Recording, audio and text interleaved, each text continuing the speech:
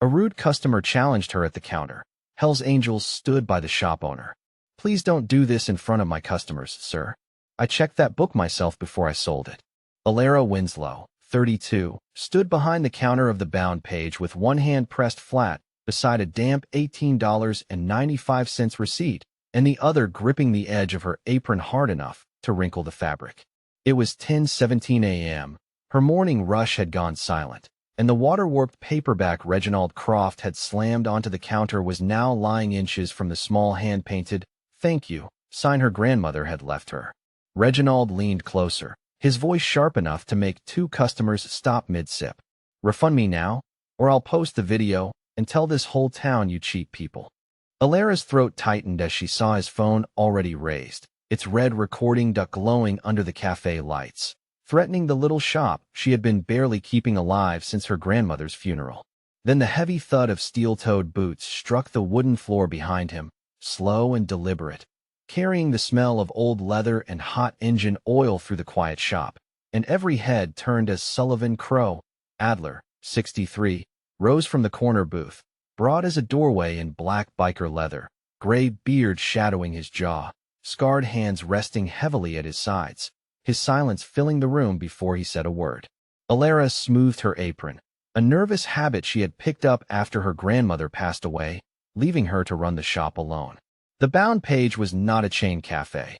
It was a narrow Oregon bookstore with a 6-seat coffee counter, a squeaking register from 1989, and used hardcovers stacked in milk crates by the front window. She had faced difficult customers before, but Reginald's aggression felt different, more personal. She knew the book had left her shop in perfect condition. Every book was checked, a small ritual she performed with care. "Sir, I assure you, all our books are inspected before sale," Elara explained, trying to keep her tone even, despite the tightness in her chest. "This damage appears to be from prolonged moisture exposure. Our return policy, clearly posted by the door and on your receipt, states that we cannot accept returns on items damaged post-purchase." Reginald leaned forward, his hands braced on the counter, his imposing frame casting a shadow over Elara. "Policy? I do not care about your policy. I care about being ripped off." His voice was loud now, drawing more attention. Sullivan Crow Adler, known as Crow to his crew, took another slow sip of his black coffee. From his corner booth, he had a clear view of the counter. His Hells Angels brothers, scattered at other tables, seemed to be engrossed in their own conversations, but Sullivan knew they were listening, their senses sharp. He watched Elara's hands, noting the slight tremor as she gripped the edge of the counter. He saw the way she swallowed hard, trying to maintain her composure. He had seen that look before, that quiet fear mixed with a stubborn refusal to break. It was a familiar feeling, one that pricked at an old regret, a memory of a time he had stood by and done nothing when someone else's dignity was being stripped away. He would not let that happen again. Not here, not in this quiet, honest place. Reginald's demands grew louder, his accusations more specific and cutting. He was not just angry about a book. He seemed intent on making Elara feel small, foolish, and dishonest.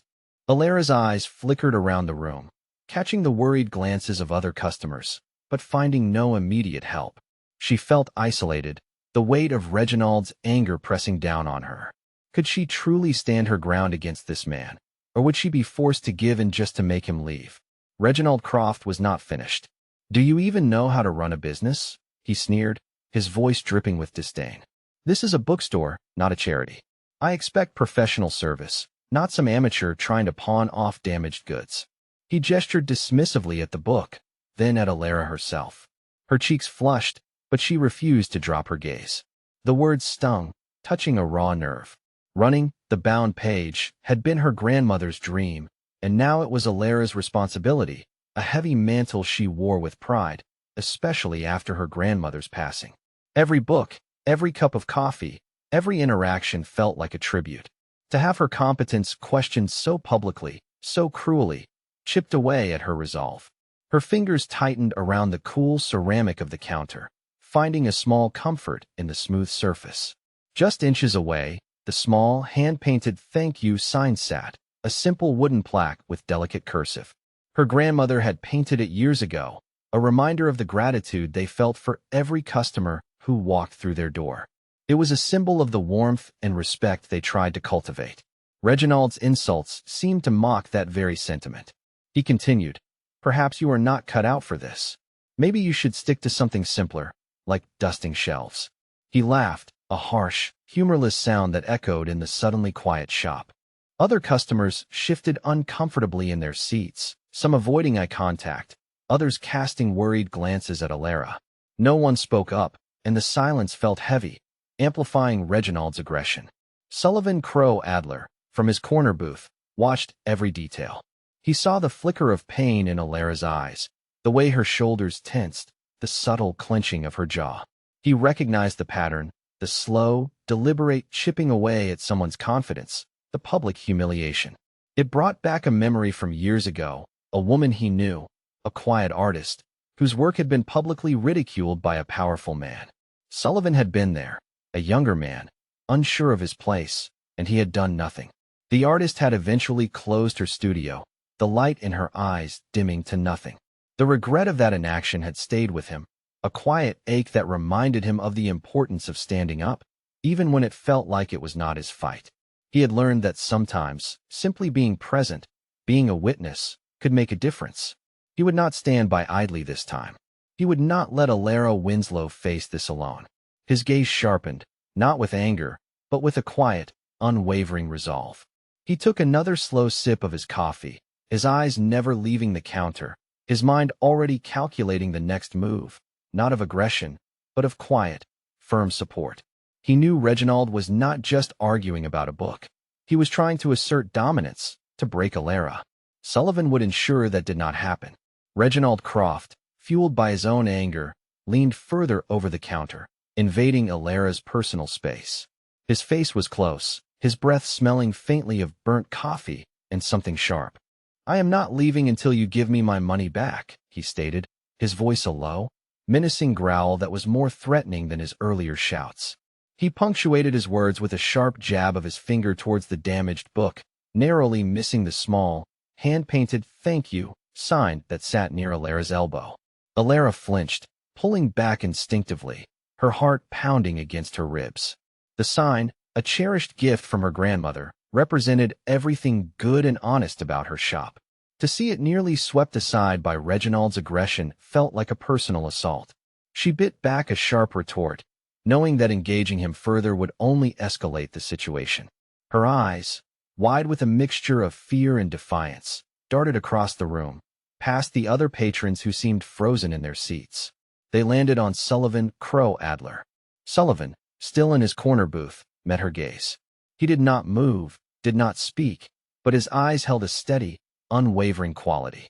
Then, almost imperceptibly, he gave a subtle nod. It was a small gesture, barely a movement of his chin, but for Elara, it was a lifeline. It was a silent acknowledgement, a promise that she was not truly alone in this moment. A tiny spark of resolve flickered within her, a fragile hope that she might not have to face this man's relentless anger completely by herself. She took a shallow breath, trying to steady her racing pulse. The weight of Reginald's intimidation was still heavy, but now, a faint, almost invisible counterpressure was building in the room. The other bikers, who had seemed so casually engrossed in their conversations, had subtly shifted. One man, sitting at a table closer to the counter, slowly lowered his coffee cup, his eyes now fixed on Reginald's back. Another, near the door, crossed his arms, his posture becoming less relaxed, more watchful. Their movements were not aggressive, not threatening in any overt way, but they created a quiet, undeniable presence. The air in the bound page thickened. The gentle hum of the espresso machine seemed to fade into the background, replaced by a palpable stillness. Reginald, still focused on Elara, did not seem to notice the shift immediately, but the atmosphere in the small shop had changed. It was no longer just Elara and him. There was a new steadiness in the room now, not a threat, just a few adults choosing to pay attention instead of looking away. Reginald Croft was not finished with his verbal assault. "Honestly," he scoffed, pulling back slightly from the counter but still looming. "Do you even understand basic commerce? This is hardly a proper establishment. A few dusty books and lukewarm coffee do not make you a businesswoman." He waved a dismissive hand around the shop, taking in the carefully curated shelves and the warm, inviting atmosphere that Elara had worked so hard to create. The insult stung, cutting deeper than his earlier accusations about the book. It was not just about the refund anymore.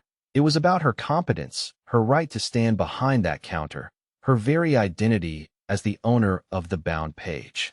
"Where is the actual manager?" he demanded, his voice laced with patronizing disbelief. "I want to speak to someone who knows what they are doing." Elara felt a familiar wave of self-doubt wash over her, a cold current that echoed the grief she still carried from her grandmother's passing. Her grandmother had built this shop, nurtured it, and taught Elara everything. Now, alone, Elara often questioned if she truly measured up, if she was strong enough to protect her grandmother's legacy, to uphold the quiet dignity her grandmother had instilled in every corner of the store.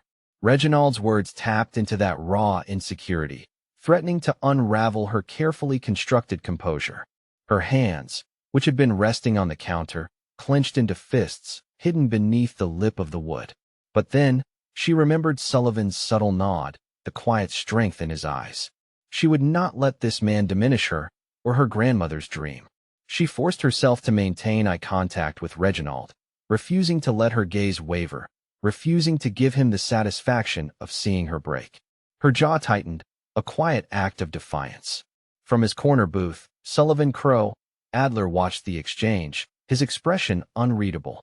He saw the shift in Elara's posture, the way her shoulders squared, even as her eyes held a flicker of vulnerability.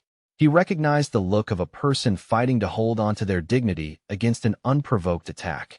Reginald Croft's true motivation was now undeniably clear to Sullivan, and likely to every other customer in the shop. This was not about a damaged book or a refund. It was about power, about a man attempting to belittle and control. The other bikers, though still seemingly casual, had subtly adjusted their positions. Their presence changed the room, not because they moved like a threat, but because they stayed calm, alert, and willing to be witnesses.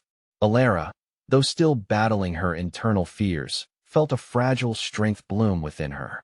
She was not alone, and she would not back down. Elara had managed to hold Reginald's gaze, but his words still echoed with a cruel accuracy that pricked at her deepest insecurities. Her grandmother's face, etched with kindness and quiet strength, flashed in her mind. She would not have let this man rattle her, Elara thought, trying to draw on that memory. Reginald, seeing her unwavering stare, seemed to take it as a challenge rather than a sign of her resolve. He scoffed again, a sound of pure disdain.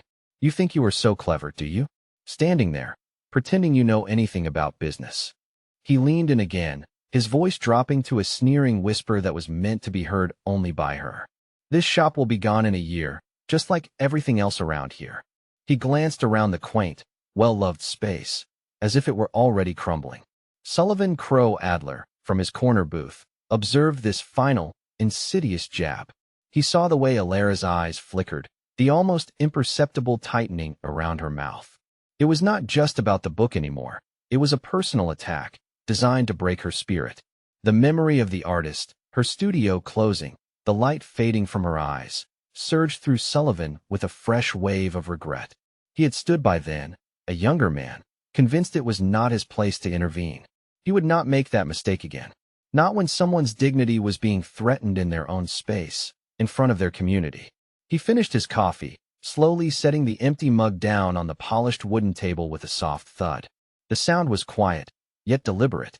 Then Sullivan rose, not fast, not angry, the smell of old leather and hot engine oil moving with him as he stepped toward the counter. He did not crowd Reginald. He stopped beside the paperback and looked at the swollen bottom corner, the faint brown tide line along the pages, and the damp $18.95 receipt lying flat under Elara's hand. "Ma'am," he said to Elara, his voice low and steady. "Do you have the sale time on that register?" Elara blinked, then nodded, grateful for something practical to hold on to. 10:17 yesterday morning, she said, pulling the duplicate receipt from the small printer under the counter. The duplicate receipt still carried Elara's inspection mark in blue pencil, a tiny check beside the title, the same mark she put on every used book after checking the cover, spine, and page edges. Sullivan rested his massive scarred hands on the edge of the table, careful not to touch the book. I ran warranty claims in a repair bay for 28 years, he said. Water damage leaves a trail. That stain started from the outside edge after the sale, not from your shelf. The room stayed quiet, but it was no longer a frightened silence. It was a room listening to facts. Reginald Croft, moments before consumed by his own anger, paused mid-sentence, his eyes sweeping across the shop. The sight of Sullivan, Crow, Adler, and his crew paying close attention, calm and fully present, caused a flicker of uncertainty to cross his face. He had been so engrossed in his tirade that he had not immediately registered the change in the room, the subtle shift in atmosphere that now felt undeniably heavy. For a beat, he seemed to lose his footing, his aggressive posture faltering. He glanced from Sullivan, whose presence was a quiet, unmoving wall, to the other bikers who had subtly mirrored their leader's movement, their attention now fully on him. There was no overt threat, no angry words, but the sheer, collective weight of their silent observation was impossible to ignore. It was a pressure Reginald had not anticipated. He opened his mouth, as if to resume his argument, but the words seemed to catch in his throat. The easy flow of his insults had been disrupted. He looked back at Elara, trying to regain his momentum, to find the weakness he had been exploiting. But Elara, emboldened by the silent, protective force now surrounding her, met his gaze without flinching. The fear that had tightened her chest moments before was still present, a faint tremor beneath her resolve, but it was no longer paralyzing. She took a deep, steadying breath, her fingers resting lightly on the counter, near the small, hand-painted "thank you" sign. It was a simple gesture, but it grounded her, reminding her of her grandmother's quiet strength. "Sir," Elara said, her voice clearer and steadier than before, cutting through the sudden quiet of the shop. "As I have stated, the policy is clear. I cannot refund a book that has been damaged after purchase. That is the final word on the matter." Her tone was firm, leaving no room for further debate. The words hung in the air, underscored by the palpable tension created by the biker's unwavering presence. Reginald's face darkened again, a flush of frustration replacing his earlier bluster. He looked around the shop, as if searching for an ally, but found only the watchful eyes of the other patrons, who now seemed more attentive, more aware of the quiet drama unfolding. He was no longer just arguing with the shop owner. He was performing for an audience that was clearly not on his side. The written policy, the duplicate receipt, and the witnesses around him created a quiet deadline for his behavior. He knew he was being watched, judged, and that his bullying tactics were losing their power. He shifted his weight, his earlier confidence visibly eroding under the collective gaze. He wanted to rage, to shout, but something in the air, something in the unmoving faces of the bikers, held him back. The confrontation had reached a critical point, a silent standoff where Reginald had to choose between escalating an unwinnable fight or retreating. Reginald Croft's face was a mask of frustration, his anger now mixed with a simmering embarrassment. He looked from Elara's unwavering gaze to the silent, unyielding faces of the Hells Angels, then back to the damaged book on the counter. He knew he had lost control of the situation, and the audience was no longer on his side. With a sudden, explosive motion, he slammed his open hand down onto the counter. The impact was sharp, a loud crack that made a few coffee cups rattle. His hand landed just inches from the small, hand-painted "thank you" sign, which vibrated violently, but remained upright. It was a final, desperate attempt to reassert his dominance through intimidation. Elara flinched at the sudden noise, her heart leaping into her throat, but she did not break eye contact. She stood her ground, her jaw tight, a quiet defiance burning in her eyes. She would not let him win, not after everything. At that precise moment, Sullivan, Crow, Adler, who had been observing every nuance of Reginald's behavior, took one deliberate step closer to the counter. The soft creak of his leather vest was the only sound in the now utterly silent shop. His eyes, dark and steady, locked onto Reginald's, conveying a message that needed no words. He was not threatening, not aggressive, but his presence was absolute, an immovable force. Without a spoken command, the other bikers subtly mirrored Sullivan's movement. A few shuffled their boots, taking a half-step forward, tightening the quiet, protective perimeter around Elara. Their attention stayed steady, but no one moved to corner him. Reginald, caught between Elara's firm resolve and the evidence laid plainly on the counter, felt his bluster finally deflate. He looked from Sullivan's unyielding stare to the equally steady eyes of the other men, then back at Elara, whose fear had now been replaced by a quiet, fierce determination. He had no leverage left. His bullying tactics, designed to make people cower, had run into something harder to argue with: a receipt, a posted policy, and a room full of adults who had heard the truth. With a final, frustrated huff, Reginald muttered, "Fine. Keep your trashy book. This kind of establishment will not last anyway." The words were weak, empty, lacking the venom of his earlier tirade. He spun on his heel, almost stumbling in his haste, and stormed out of the bound page, the bell above the door jingling forlornly as he disappeared onto the street. A profound, almost deafening silence settled over the shop. Elara let out a shaky breath, a wave of immense relief washing over her, leaving her knees feeling weak. She had stood her ground. She had not broken, and she had not been alone. A profound silence settled over the shop, a stark contrast to the angry clamor that had filled it moments before. Elara Winslow stood behind the counter, her hands gripping the edge, her knuckles white. She was visibly shaken, a faint tremor running through her, but she was standing tall, her dignity intact. The rush of adrenaline slowly began to recede, leaving her feeling hollowed out, but undeniably resolute. She had held her ground. She had not capitulated. The other patrons, who had been frozen in their seats, slowly began to stir, a few whispering quietly, others simply exhaling deeply, as if they had been holding their breath alongside her. The gentle hum of the espresso machine, which had seemed to fade, now returned, a comforting, familiar sound, mixing with the soft rustle of newspaper pages turning and the low murmur of resumed conversations. The rich aroma of freshly brewed coffee began to fill the air once more. Sullivan, Crow, Adler, and his crew remained near the counter for a moment, their presence a silent reassurance that Reginald Croft would not be returning. Their eyes scanned the street visible through the shop window, ensuring the rude customer was truly gone. Sullivan then turned his attention back to Elara. He offered her a small, kind smile, a silent affirmation of her strength and resilience. It was a subtle gesture, but for Elara, it felt like a warm embrace, a quiet acknowledgement of the courage she had shown. It was a clear signal that she had handled herself with grace and unwavering resolve, that she had faced down an aggressor and won, not with aggression, but with steadfast dignity. This quiet moment allowed Elara to process the raw emotions of the confrontation. The fear, the indignation, the self-doubt, they all swirled within her, but now, they were tempered by a new feeling: validation. She had done right by her grandmother's shop, by her own principles, and by the community that had, in its own silent way, rallied around her. She looked at the small, hand-painted "thank you" sign, still perfectly upright on the counter, untouched by Reginald's angry slam.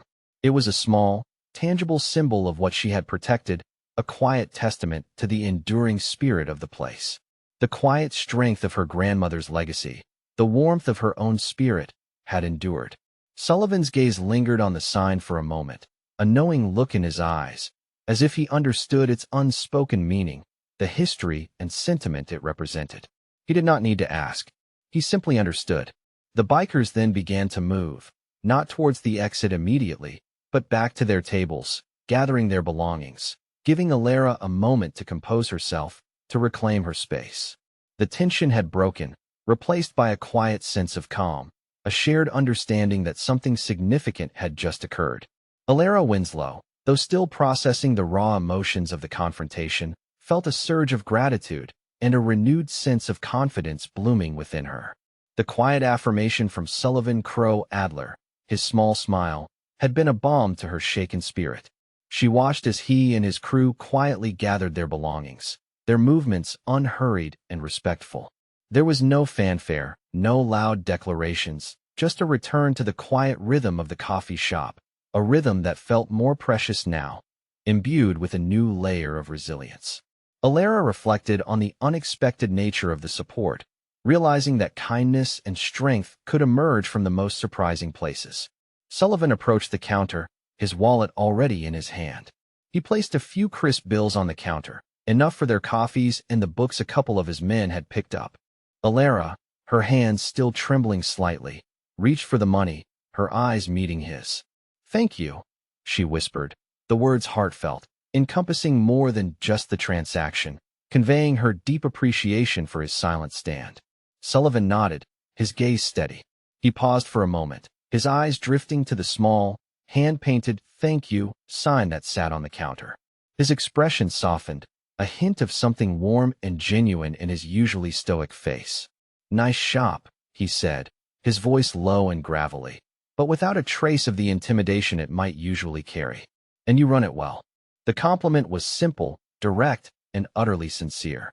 It was not pity, but genuine respect for her quiet courage and the care she put into her business. For Elara, those few words meant more than any refund she could have given Reginald Croft. They affirmed her hard work, her dedication, and her right to be exactly where she was, doing what she loved, addressing the very insecurities Reginald had tried to exploit. A genuine smile, untainted by fear or anxiety, finally spread across Elara's face. "Thank you, Sullivan," she replied, using his first name, a small gesture of the connection forged in that unexpected moment. Sullivan gave another brief nod, a slight turn of his head that acknowledged her gratitude. He then turned and, with his crew following, walked toward the door. Outside, the low V-twin rumble of his Harley rolled softly against the front windows, not loud enough to frighten anyone, just deep enough to remind the room that the road was waiting. The bell above the door jingled softly as they exited, a sound that no longer carried the harsh memory of Reginald's departure, but rather a quiet, almost musical note of closure. Elara watched them go, then turned her gaze back to her shop. The sunlight streamed through the front window, illuminating dust motes dancing in the air, falling on the spines of books, and glinting off the coffee pots. The "thank you" sign on the counter, a gift from her grandmother, still stood, a quiet testament to resilience, to unexpected community support, and to the enduring spirit of her small, beloved bookstore. Elara touched the edge of the little wooden sign, straightened it by less than an inch, and let the shop breathe around her again. This story is a fictional narrative created for entertainment, reflection, and educational purposes. Any resemblance to real people, places, or events is purely coincidental.